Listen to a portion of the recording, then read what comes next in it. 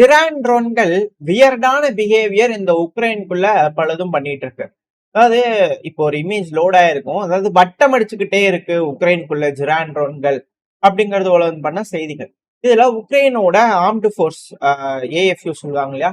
So அவங்க வந்து armed forces of Ukraine. So அவங்க வந்து என்ன கிளைம் பண்றாங்கன்னா, அதாவது இது போல ட்ரோன்கள் வந்து பார்த்தீங்கன்னா சுத்திட்டு இருக்குங்க. எலக்ட்ரானிக் வார்ஃபேரை யூஸ் பண்ணி அதை கன்ஃபியூஸ் பண்றதுனால எங்க போறதுன்னு தெரியாம ஒரு இடத்துல சுத்திக்கிட்டே இருக்குது, வட்டம் அடிச்சுக்கிட்டே இருக்குது. அவ்வளவுதான் அப்படிங்கிறது போல வந்து பண்ணா அவங்க தரப்பு வந்து ஒரு ஒரு சைட்ல.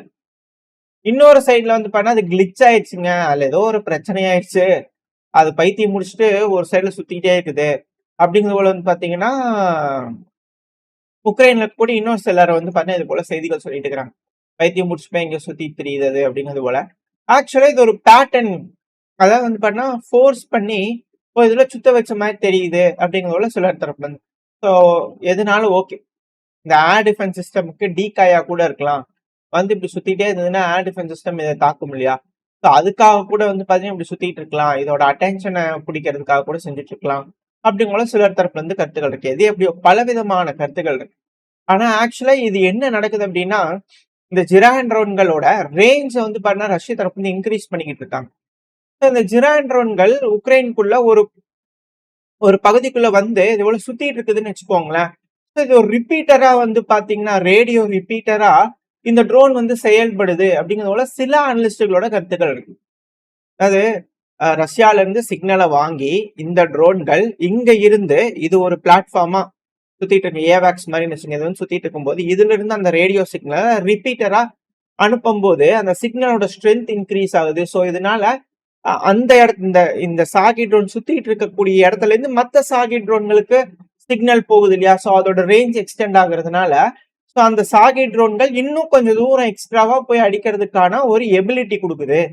இது ஒரு மெஸ் நெட்வொர்க் மாதிரி வந்து பாத்தீங்கன்னா செயல்படுது. இதோட வேலையே வந்து பாத்தீங்கன்னா பத்திரமா ஒரு பகுதியில போய் நின்று இது மாதிரி வட்டம் அடிச்சுக்கிட்டு இருந்ததுன்னா இது ஒரு ரேடியோ ரிப்பீட்டரா வேலை செய்யும். அதுவும் பார்டர் பகுதியில இல்ல தொலை தூரத்துல இது போல சேஃபான பகுதிகள்ல இந்த பெலரூஸ்ல வந்து அடிக்கடி தப்பிச்சு ஓடி போயிருது அப்படிங்கிற குற்றச்சாட்டுகள் இருந்தது இல்லையா? ஸோ அது போல பகுதிகளில் இது வந்து வட்டம் அடிச்சுக்கிட்டே இருக்கு அப்படின்னா உக்ரைனுக்குள்ள போகக்கூடிய ட்ரோன்களுக்கு அந்த சிக்னல் வந்து இடைவிடாம வந்து பண்ண கிடைச்சுக்கிட்டே இருக்கும். இது போல வேலைகள் ரஷ்யா இது போல சாகி ட்ரோன்களை வச்சு பண்றாங்க அப்படிங்கன்னு பாத்தீங்கன்னா சில செய்திகள் வந்துட்டு இருக்காங்க. சாகி ட்ரோனை வச்சு பல சோதனைகள் ஒரு பிளாட்ஃபார்ம், அதாவது இந்த ட்ரோன்கள் பண்ண ஒரு பிளாட்ஃபார்ம் அதை மட்டும் சொல்லியிருந்தீங்க. இந்த சாகி ட்ரோன்கள் அப்படிங்கிறது போல ஆக்சுவலா சுவிட்ச் பிளேட் ட்ரோன்கள்லாம் வந்து பாத்தீங்கன்னா நிஞ்சா ட்ரோன்கள் ஏகப்பட்ட ட்ரோன்கள் வந்து பாத்தீங்கன்னா உக்ரைன் யூஸ் பண்றாங்க. அதெல்லாம் வந்து பாத்தீங்கன்னா ரஷ்யா காப்பி அடிக்கல, ஈரான் காப்பி அடிக்கல, சைனா காப்பி அடிக்கல, தைவான் காப்பி அடிக்கல, ஜெர்மனி காப்பி அடிக்கல, போலாந்து காப்பி அடிக்கல. ஆனா இந்த சாகி ட்ரோன்களோட மாடல் இதோட ஷேப் இருக்கு இல்லையா?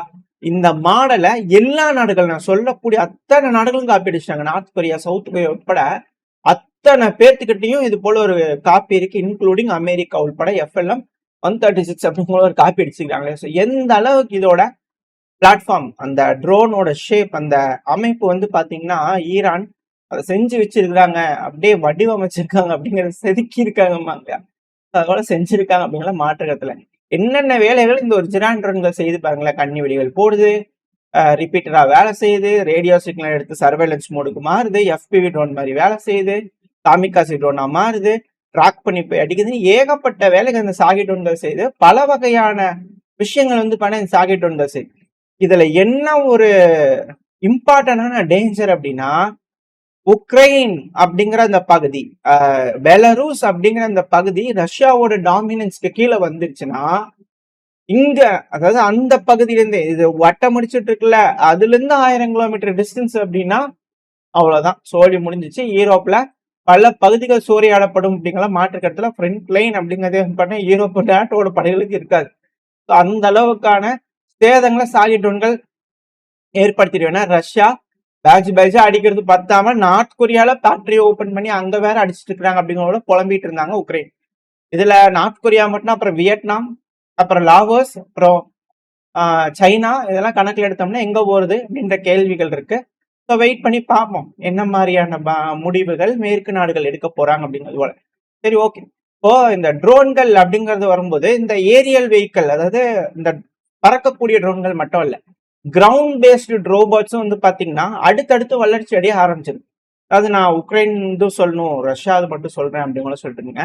வந்துச்சுன்னா கண்டிப்பா நம்ம அப்பப்போ சொல்லிட்டே தான் இருக்கும். பாபா யாகா ட்ரோன்கள்ல இருந்து இப்ப வரைக்கும் உக்ரைன் யூஸ் பண்ணக்கூடிய பல வகையான ட்ரோன்கள் ஆஸ்திரேலியா கொடுத்தது பலதும் நம்ம சொல்லிட்டு இருக்கோம். ஸோ அந்த வகையில இப்போ ஒரு அப்டேட். கிரவுண்ட் ட்ரோன் வந்து பாத்தீங்கன்னா 2025 மட்டும் 2000 ட்ரோன்களை நாங்க கொடுத்துருக்கோம் அப்படிங்கிறது போல உக்ரைனோட ஒரு கம்பெனி தரப்புல இருந்து வந்து பண்ண செய்திகள் வருது. கிரவுண்ட் ட்ரோன் அப்படிங்கிறது வந்து பாத்தீங்கன்னா இப்ப ரஷ்யா நம்ம பார்த்தோம், வீடியோ பதிவுகளா பார்த்திருப்போம். கிரவுண்ட் பாட்டு உள்ள பொண்ணு வெடிச்சிருது அப்படிங்கிறது போலாம் பார்த்தோம். இது ரஷ்யா யூஸ் பண்றாங்க அப்படிங்கிறது போல உக்ரைன் கிட்ட இது போல ஒன்று இருந்தது அப்படிங்கிறத பார்த்தோம். உக்ரைன் எந்த பகுதிகளில் பயன்படுத்துறாங்க அப்படிங்கிறத நம்ம பார்த்திருந்தோம்.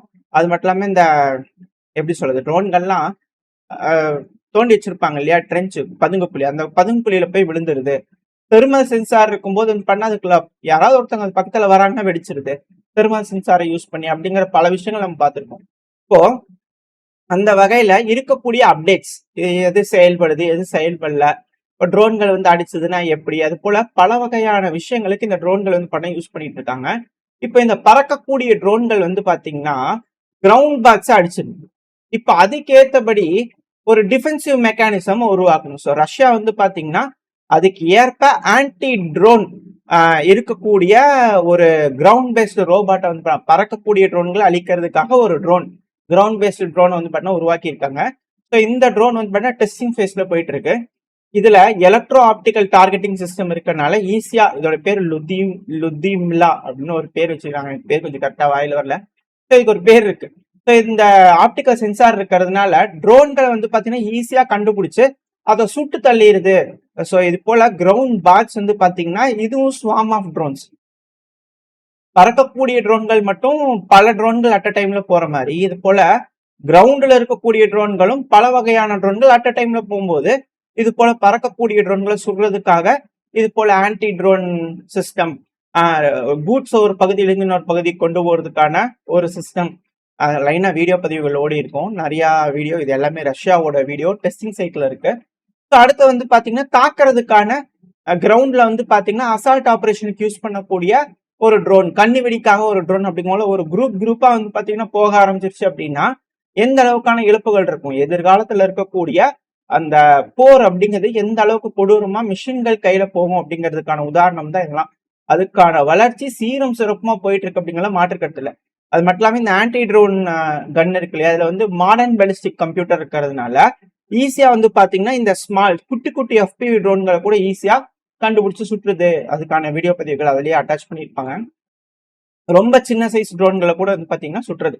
இப்ப இதை எப்படி அப்கிரேட் பண்றாங்க அப்படின்னா 15 தடவை சுடுறது மினிமம், அதிகபட்சம் குறைஞ்சது இருந்து அதிகபட்சம் ஒரு 15 தடவை சுடுது அப்படின்னா பாசிபிலிட்டி ரேட் 500ல இருந்து 700 மீட்டருக்குள்ள ஒரு ட்ரோன் பறக்குதுன்னா எத்தனை துப்பாக்கி சூட்ல அந்த ட்ரோனை வீழ்த்துது அப்படிங்கிறதுக்கான எஃபெக்டிவ்னஸ் வந்து பாத்தீங்கன்னா இன்க்ரீஸ் பண்ணிக்கிட்டு இருக்காங்க அப்படிங்கிற செய்திகள் வந்துகிட்டு இருக்கு. இது போல பல வகையான அப்டேஷன், இந்த ஸ்மால் அன்மேன்டு கிரவுண்ட் பாட்ஸ் வந்து பாத்தீங்கன்னா அதுவும் அபரிவிதமான வளர்ச்சி இருதரப்புலயும் அடைஞ்சுக்கிட்டு இருக்கு அப்படிங்கிறத மாற்றுக்கட்டுல. ஸோ இதுல ரஷ்யா அடுத்த கட்ட அப்டேட்ஸ் வந்து பாத்தீங்கன்னா பண்ணிக்கிட்டு இருக்காங்க. இதுக்கப்புறம் திரும்பவும் பேட்டில் ஃபீல்ட்ல இருந்தாலும் ஆச்சரியப்படுறதுக்குல. ஸோ இது காலத்துல நடக்கக்கூடிய விஷயங்கள். இப்ப நம்ம அப்படியே யூரோப்புக்குள்ள வந்துட்டோம் அப்படின்னா, ஏன்னா யூரோப்ல வந்து பாத்தீங்கன்னா திரும்பவும் ப்ரொடெஸ்ட் பண்ண ஆரம்பிச்சிருக்காங்க. திரும்ப அடுத்த வேவ் ஆரம்பிச்சிருக்கு.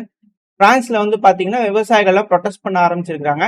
அதாவது சாணி மலையில் நனைய ஆசையா அப்படிங்கிறது போல வந்து பாத்தீங்கன்னா போன தடவையோட, அதாவது வரட்டி தட்டுறதுக்கு இடம் வேணும் இல்லையா, சொன்னா கவர்மெண்ட் பில்டிங் தானே, பொதுச்சத்து தானே, அங்க போய் வரட்டி தட்டிக்கலாம் அப்படிங்கிற போல ஃபார்மர்ஸ் எல்லாம் வந்து பாத்தீங்கன்னா வண்டி நிறைய வந்து பண்ணி சாணி எடுத்து கவர்மெண்ட் பில்டிங் ஃபுல்லா வந்து பாத்தீங்கன்னா அடிச்சு ரோடு கீடுன்னு பார்க்காம ப்ரொட்டஸ்ட். அவங்களோட வழி, அவங்களுக்கு இருக்கக்கூடிய இது மேக்ரான் அவர்கள் துளி கூட காது கொடுத்து கேட்கற மாதிரி தெரியல.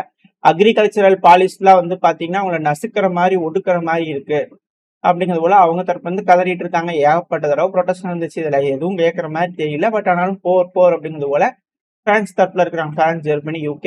ஸோ அங்க இருக்கக்கூடிய மக்கள் என்ன மாதிரியான முடிவுகள் எடுக்க போறாங்க அப்படிங்கிறது பார்த்துடலாம். ஆனா இதே இந்த டிப்ளமசி ஷிஃப்ட் அப்படிங்கிறது பாத்தீங்கன்னா அமெரிக்க தரப்புல இருந்து இப்ப ரஷ்யா ஆதரவு பெற்ற நாடுகள் கிட்ட மாறிட்டு வருதா அப்படின்ற கேள்விகள் இருக்கு.